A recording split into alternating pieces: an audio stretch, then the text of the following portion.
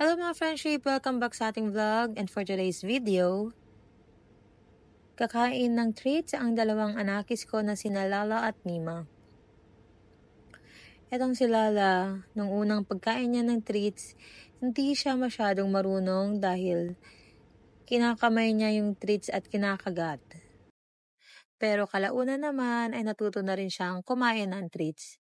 At ito namang si Nima, kahit hindi na siya turuan, marunong na siyang kumain dahil ayan, dila lang talaga ang kanyang ginagamit sa pagkain ng treats nila. Gustong-gusto nga nila ang treats.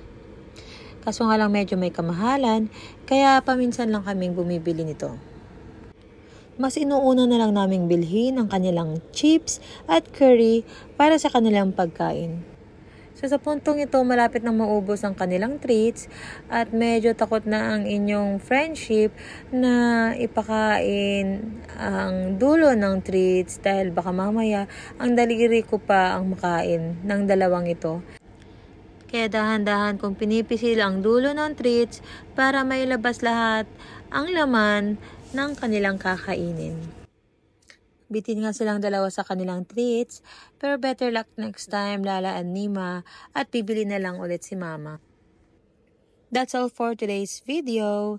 See you again sa susunod na vlog mga friendship. Good night everyone and God bless.